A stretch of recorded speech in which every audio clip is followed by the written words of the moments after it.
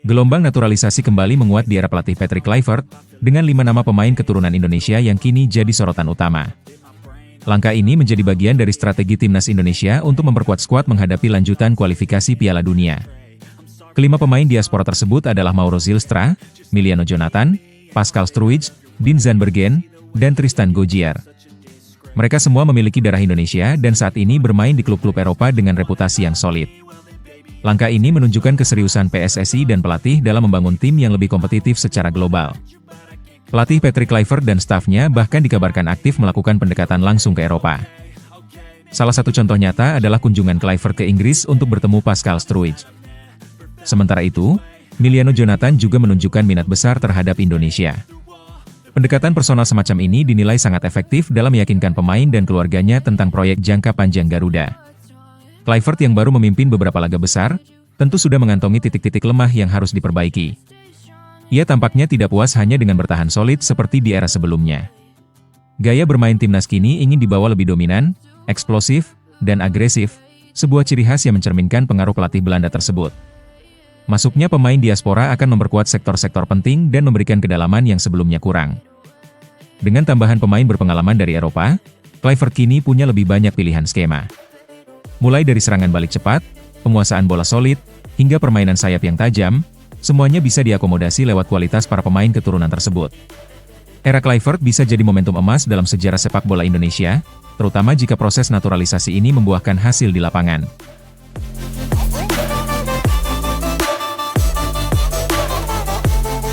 Jai Idzes menjadi sorotan utama di bursa transfer musim panas 2025. Meski sempat dikaitkan dengan klub-klub besar seperti Inter Milan dan AC Milan, laporan terbaru dari media Italia menyebutkan bahwa Torino justru menjadi kandidat terkuat untuk merekrutnya. Penampilan impresif Idzes sepanjang musim membuat namanya semakin diperhitungkan, terlebih sejak dirinya dipercaya sebagai kapten tim oleh pelatih Eusebio Di Francesco pada Januari lalu. Statusnya sebagai pemain kunci di lini pertahanan Venezia membuat ketertarikan dari berbagai klub Serie A tak terelakkan. Torino disebut kembali mengincar Idzes setelah sempat menginginkannya pada musim panas tahun lalu. Saat itu, ketertarikan datang karena pelatih mereka, Paolo Vanoli, merupakan sosok yang mendatangkan Idzes ke Venezia pada 2023. Meski transfer tersebut tak terwujud saat itu, kini Torino serius ingin merealisasikannya. Jurnalis kenamaan Italia Nicolo Schira bahkan menyebutkan bahwa Direktur Olahraga Torino David Fagnati telah memantau langsung permainan Idzes pada April lalu. Menurut Tutto Mercato Web, Torino tengah mencari tambahan pemain bertahan dan Idzes masuk dalam daftar prioritas utama. Namun, Torino bukan satu-satunya klub yang tertarik pada jasa bek berusia 24 tahun ini. Genoa dan Bologna juga dikabarkan siap bergerak jika kondisi mendukung. Genoa disebut akan mencoba mendatangkan Idzes jika mereka melepas Conny de Winter di musim panas nanti. Di sisi lain, Bologna menjadikan Idzes sebagai opsi pengganti jika Sembeuke hengkang, apalagi klub tersebut sedang dalam performa bagus dan berpeluang besar lolos ke Liga Champions. Persaingan memperebutkan Idzes pun semakin ketat di kalangan klub-klub Serie A papan tengah. Sebelumnya, Juventus juga sempat dikaitkan dengan Idzes pada bursa transfer musim dingin, menunjukkan bahwa performanya telah lama diperhatikan klub-klub top.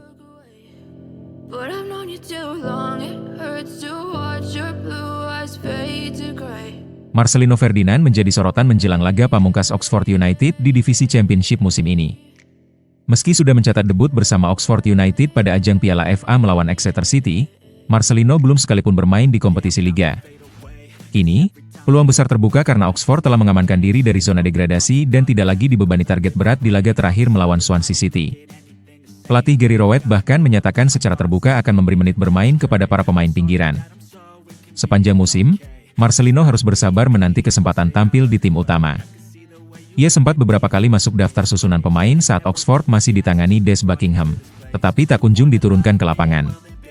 Situasi klub yang sempat terancam degradasi membuat pelatih lebih memilih pemain berpengalaman untuk menjaga stabilitas tim. Akibatnya, Marcelino lebih banyak bermain untuk tim U21, tempat ia tampil cemerlang dengan mencetak gol ke gawang Banbury United dan Luton Town. Pelatih Gary Rowett kini memberikan angin segar dengan menyatakan bahwa laga terakhir musim ini akan digunakan untuk memberi kesempatan kepada pemain yang jarang bermain. Pernyataan ini membuka peluang besar bagi Marcelino untuk mencatat debut Liga Inggris pertamanya bersama Oxford. Dalam wawancaranya dengan Oxford Mail, Rowett menekankan pentingnya memberi pengalaman kepada pemain cadangan agar mereka tetap siap secara mental dan fisik. Marcelino sendiri merupakan pemain muda potensial yang didatangkan dari Indonesia dan menjadi investasi jangka panjang klub. Selain performa apik di level junior, statusnya sebagai pemain yang dibawa oleh pemilik asal Indonesia menambah alasan kuat untuk memberinya kesempatan.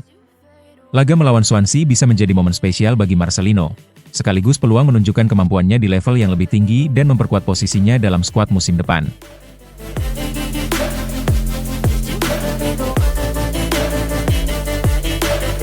Timnas U23 Indonesia menghadapi tantangan baru jelang kualifikasi Piala Asia setelah HFC resmi mengubah sistem pot unggulan. Sebelumnya, berkat kesuksesan menembus semifinal di edisi 2024, Garuda Muda diproyeksikan masuk pot 1. Namun kini, AFC menerapkan sistem baru yang menghitung performa tim dalam 3 edisi terakhir. Alhasil, Indonesia turun ke pot 2 meski pencapaian terakhir mereka cukup impresif.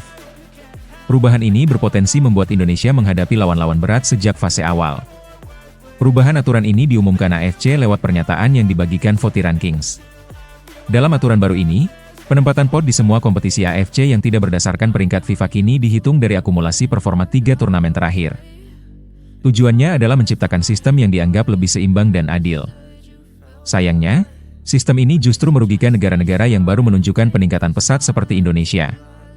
Dengan masuk pot 2, Indonesia U23 kini berpeluang bertemu tim-tim kuat dari pot 1 seperti Jepang dan Korea Selatan. Situasi ini tentu mengurangi peluang Garuda Muda untuk mendapatkan grup mudah di babak kualifikasi.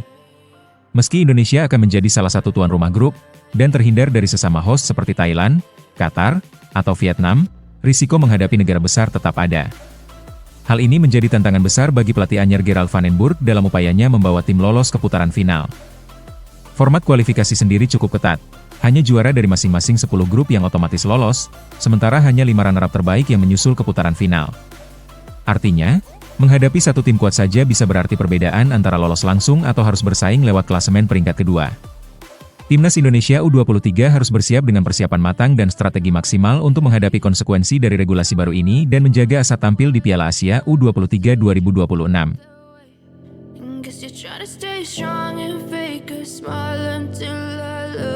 Elkan Bagot mengejutkan publik dengan pengakuan mengejutkan, ia sempat ingin mundur dari dunia sepak bola. Dalam wawancara di siniar Herbert Lemon, Elkan mengungkap bahwa masa mudanya penuh kebimbangan dan tekanan. Meski kini dikenal sebagai bek tangguh di kancah internasional, perjalanan Elkan tidak selalu mulus. Ia pernah berada di titik di mana ia mempertimbangkan jalur hidup yang benar-benar berbeda. Lahir di Bangkok dan sempat tinggal di Indonesia, Elkan memulai karir sepak bolanya di tim Sunday League saat pindah ke Inggris. Ia kemudian bergabung dengan Ipswich Academy, tempat di mana justru muncul banyak keraguan dalam dirinya. Elkan mengaku bahwa meskipun menyukai sepak bola, ia tak pernah benar-benar melihatnya sebagai jalan hidup utama. Bahkan, ia sempat berpikir untuk mengejar lisensi pilot komersial sebagai alternatif masa depan. Pilihan itu hanya berubah setelah nasihat dari seorang tetangga yang mendorongnya untuk mengambil kesempatan langka yang ada di depan mata. Karir Elkan bersama Ipswich Town juga tak selalu menjanjikan. Ia sempat menjalani masa peminjaman ke klub kasta ketiga Liga Inggris Blackpool demi mencari menit bermain. Di tengah perjalanan karir yang naik turun, posisinya di timnas Indonesia pun mulai tergeser. Pelatih Sintayong kini lebih sering mengandalkan bek lain, membuat Elkan jarang mendapatkan panggilan tim nasional. Padahal sebelumnya, ia tampil impresif di ajang Piala AFF 2020 dan Piala Asia 2023. Namun performa menurun dan persaingan ketat di lini belakang membuatnya mulai terabaikan. Meski menghadapi banyak tekanan dan ketidakpastian, Elkan tetap setia pada pilihan membela Indonesia. Ia menolak opsi membela negara lain meski memiliki darah Inggris dan Thailand.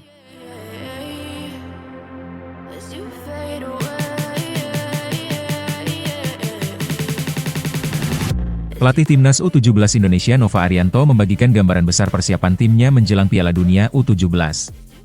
Dalam pernyataannya, Nova menyebut bahwa ia telah menyerahkan roadmap lengkap kepada PSSI sebagai panduan utama pembentukan dan pematangan skuad Garuda Asia. Menurutnya, waktu yang masih cukup panjang menuju turnamen membuat pemusatan latihan menjadi faktor krusial. Namun, ia juga menegaskan bahwa pihaknya kini menunggu tanggapan serta revisi dari federasi sebelum langkah konkret bisa dijalankan. Salah satu usulan penting yang diajukan dalam roadmap adalah rencana pemusatan latihan di luar negeri. Menurut Nova, hal ini penting agar para pemain bisa mendapatkan pengalaman tanding internasional sejak dini. Selain itu, ada pula wacana agar Timnas U17 berpartisipasi dalam kompetisi elit Pro Academy.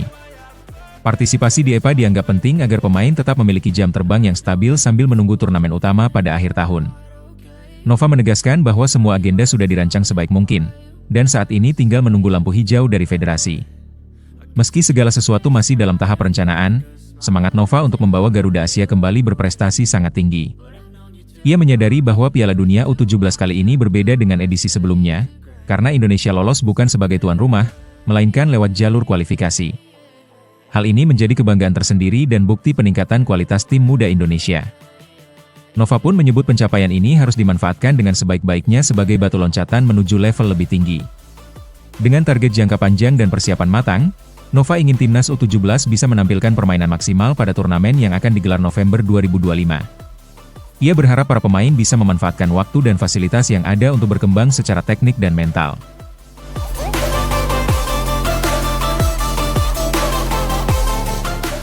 Elkan Bagot akhirnya buka suara soal momen paling berkesan sepanjang karir sepak bolanya saat membela timnas Indonesia. Bek jangkung kelahiran Inggris ini menyebut bermain untuk tim Garuda sebagai pengalaman paling penting dan emosional dalam hidupnya. Ia merasa terhormat bisa menjadi bagian dari skuad yang membawa Indonesia kembali ke Piala Asia setelah penantian panjang. Pernyataan ini memunculkan spekulasi bahwa Elkan mungkin tengah mempersiapkan diri untuk kembali memperkuat timnas dalam waktu dekat. Salah satu kenangan paling membekas bagi Elkan adalah ketika berhasil mengantar Indonesia lolos ke Piala Asia 2023. Ia menyebut keberhasilan itu sebagai buah dari perjuangan panjang dan kerja keras seluruh tim di babak kualifikasi. Indonesia akhirnya kembali tampil di turnamen bergengsi tersebut setelah absen selama sekitar 3 dekade. Elkan mengakui mungkin ia tak hafal angka pastinya, tapi yang jelas pencapaian itu sangat berarti bagi dirinya dan bangsa Indonesia. Saat berlaga di Piala Asia, salah satu pertandingan paling berat menurut Elkan adalah saat Indonesia menghadapi Irak. Laga tersebut menjadi debut penting yang penuh tekanan, karena ekspektasi masyarakat sangat tinggi.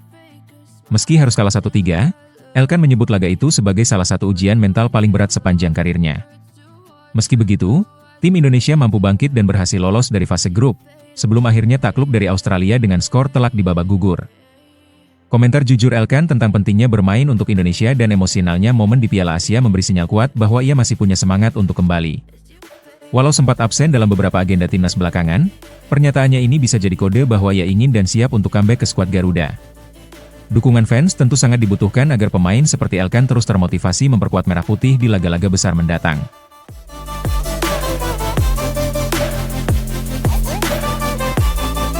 Timnas Indonesia berpeluang melakoni uji coba menarik melawan Rusia di 3 kelompok usia berbeda pada September 2025. Informasi ini diungkapkan langsung oleh Duta Besar Rusia untuk Indonesia Sergei Tolchenov. Pertandingan ini tak hanya melibatkan tim senior, tetapi juga tim U21 dan U17, menjadikannya momen penting bagi pengembangan talenta muda Indonesia. Uji coba internasional ini juga diproyeksikan sebagai bagian dari persiapan penting menuju event besar di akhir tahun. Pertandingan uji coba ini kemungkinan besar akan digelar pada September, setelah timnas Indonesia menuntaskan 2 laga pamungkas ronde ketiga kualifikasi Piala Dunia. Setelah itu, skuad Garuda akan memiliki jadwal yang relatif lengang sebelum memasuki fase penting ronde keempat pada November. Kesempatan ini dimanfaatkan oleh Rusia untuk mengajukan uji coba, bahkan dengan wacana turnamen mini. Negara seperti Malaysia juga disebut-sebut sebagai calon peserta, memperkaya potensi kompetisi yang akan terjadi. Menurut Sergei Tolchenov, baik Indonesia maupun Rusia menunjukkan kesiapan untuk menjadi tuan rumah. Hal ini membuka kemungkinan pertandingan berlangsung di salah satu dari kedua negara, atau bahkan bergiliran. Gagasan mengadakan turnamen kecil dengan lebih dari 2 negara membuat agenda ini menjadi ajang bertaraf internasional yang bisa menarik perhatian luas. Tolchenov menambahkan bahwa kedua pihak antusias dan sedang aktif berdiskusi untuk merealisasikan agenda besar ini. Yang paling menarik, laga ini mencakup 3 kelompok umur. Ini menjadi angin segar bagi pembinaan pemain muda di Indonesia yang sedang menanjak. Timnas U17, misalnya, akan sangat diuntungkan dengan laga internasional semacam ini menjelang Piala Dunia U17 2025. Sementara tim senior Indonesia akan mendapatkan lawan sekelas Eropa sebagai pengukur kekuatan sebelum bertarung di fase krusial kualifikasi Piala Dunia.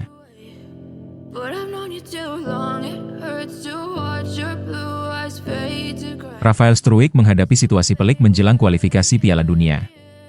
Setelah membela Garuda pada jeda internasional Maret lalu, Struijk justru tak pernah dimainkan lagi oleh klubnya Brisbane Roar.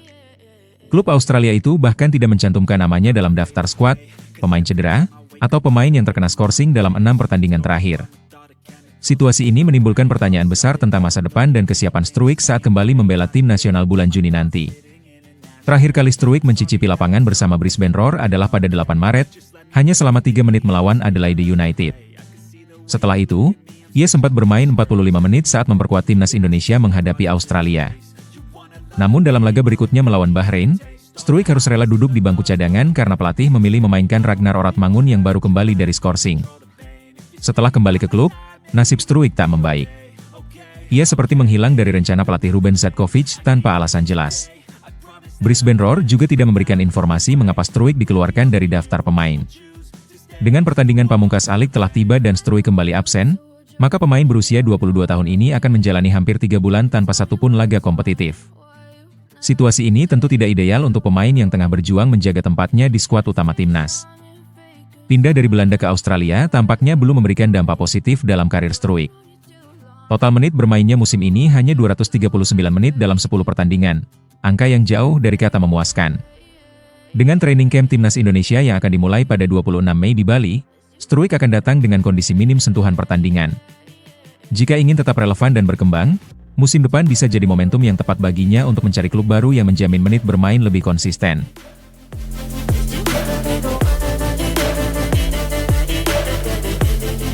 Danny Lanzat dikabarkan menjadi kandidat kuat untuk melatih klub Belanda Willem II Tilburg. Klub Eredivisie itu sedang mengalami masa sulit dengan hanya 3 kemenangan dari 30 pertandingan, membuat posisi mereka rawan degradasi. Dalam situasi genting ini, nama Lanzat mencuat sebagai calon pelatih kepala, apalagi ia memiliki sejarah panjang dengan klub tersebut baik sebagai pemain maupun staf pelatih.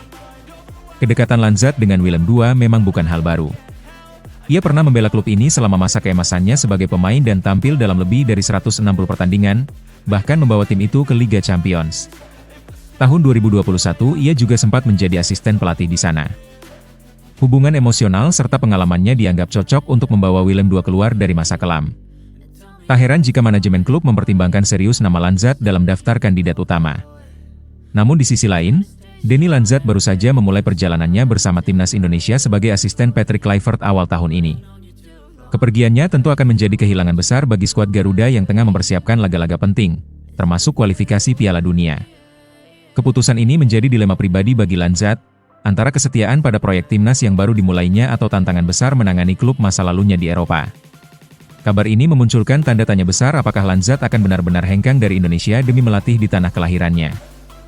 Dengan pengalaman internasional dan ikatan kuat dengan Willem II, peluang itu terbuka lebar. Namun keputusan akhir akan bergantung pada banyak faktor, termasuk hasil negosiasi dan arah proyek jangka panjang timnas Indonesia. Jika benar hengkang, PSSI mungkin harus segera mencari sosok pengganti yang sepadan.